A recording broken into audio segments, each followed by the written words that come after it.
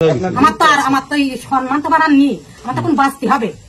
কোথায় গেছিলেন? আমি মরবো, নিয়েই মরবো, আর আমি বাঁচলেও বাঁচ। ওকাই যদি যা করেছি জীবনে তোমার নিয়েই মরবো। কোথায় গিয়েছিলেন? কুষ্টিয়ায়। আজকে দিনই, আজকে রাত না, আজ রাত সেই কুষ্টিয়ায় কাটাইছি।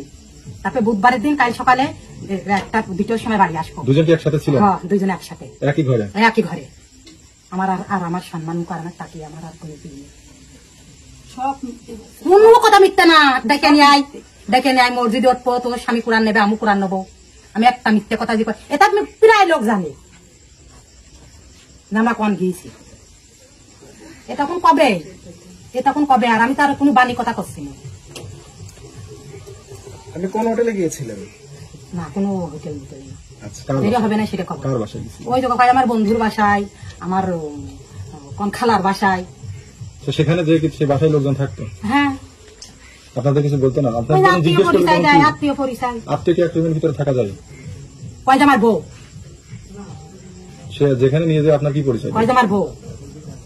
আমি মিছে কথা একটু খাবো না, এমনি তো পুড়ে মুড়ে ছাই হয়ে যাচ্ছে। মিছে কথা আবার কি করবো?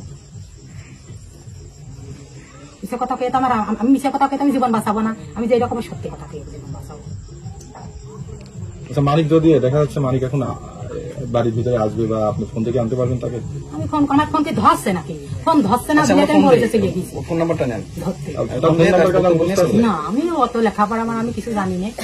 টিমি যে সেভ করতে হলে সেই ফোন আর 3 দিন আগে আমার হাতের নিয়ে আইলো, মেরে সব সিম নিয়ে দিল। আপনার নাম যেন কি বললেন? শিরিন। আচ্ছা।